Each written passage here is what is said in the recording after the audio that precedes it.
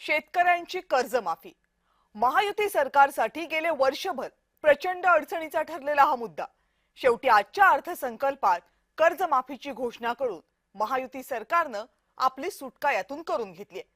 विधानसभेच्या निवडणुकीमध्ये महायुतीनं शेतकऱ्यांचा सातबारा कोरा करू असं आश्वासन दिलं, पण निवडणुकांनंतर कर्जमाफी काही झाली नाही। मग वारंवार शेतकरी सरकारला याबाबत प्रश्न विचारायला लागले, तेव्हा योग्य वेळ आली की कर्जमाफी करू असं देवेंद्र फडणवीसांनी सांगितलं। मग 2025च्या सप्टेंबर महिन्यात मराठवाड्यात प्रचंड अतिवृष्टी झाली।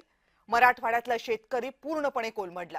कर्जमाफीची हीच योग्य वेळ आहे, आता कर्जमाफी द्या अशी मागणी शेतकरी करायला लागले।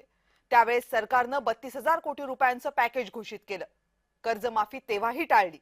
मग ऑक्टोबर महिन्यात बच्चू कडूंच्या नेतृत्वाखाली शेतकऱ्यांचा प्रचंड मोठा मोर्चा निघाला। मग 30 जून पर्यंत कर्जमाफी करू असं आश्वासन सरकारनं दिलं। कर्जमाफीचा हा इतका लांबलचक असलेला प्रवास आज जाऊन संपला। शेवटी देवेंद्र फडणवीसांनी अर्थसंकल्पात आज शेतकऱ्यांसाठी 2 लाखांपर्यंतची कर्जमाफी घोषित केली। पण ही कर्जमाफी आहे हे मान्य करायला न विरोधक तयार आहेत न शेतकरी नेते। आणि याला कारण आहे या घोषणेमध्ये असलेले 2 शब्द। कर्जमाफीची घोषणा काय आहे तर सप्टेंबर 2025 पर्यंत थकीत कर्ज असलेल्या पात्र शेतकऱ्यांना 2 लाखांपर्यंतची कर्जमाफी मिळेल। यातल्या थकीत या शब्दाला पहिला आक्षेप आहे।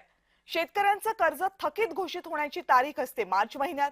मग सप्टेंबर 2025 ची मर्यादा टाकून शेतकऱ्यांना फायदा कसा होणार हा शेतकरी नेत्यांचा सवाल आहे। दुसरा आक्षेप आहे तो पात्र या शब्दाला। मुख्यमंत्री सभागृहामध्ये जेव्हा कर्जमाफीची घोषणा करत होते तेव्हाच या पात्र शब्दावर आमदारांचा गोंधळ ऐकू आला। आणि याचं कारण आहे या शब्दामागे लपलेली नियमांची रांग। कर्जमाफीसाठी शेतकरी पात्र आहे की पात्र नाही हे ठरवायला शेतकऱ्याची आर्थिक स्थिती, त्याच्याकडे असलेल्या जमिनीची मालकी, त्याच्याकडची वाहनं अशा एक ना अनेक नियमांची चाळण लावली जाते। ही चाळण एवढी मोठी असते की अनेक शेतकरी यातून गळतात।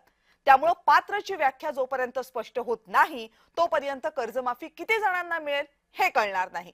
मुख्यमंत्र्यांच्या घोषणेत आणखी एक वाक्य होतं, ज्यांचं कर्ज थकीत नाहीये, ज्यांनी नियमित कर्ज भरलंय अशा शेतकऱ्यांना 50,000 रुपये प्रोत्साहनपर अनुदान मिळेल। म्हणजे ज्यांनी प्रामाणिकपणे कर्ज भरलं त्यांना फक्त 50,000चा फायदा आणि ज्यांना कर्ज भरता आलं नाही त्यांना 2 लाखांचा फायदा होणार। म्हणजे प्रामाणिक शेतकऱ्यांना आपण कर्ज का फेडलं असंच वाटण्याची शक्यता।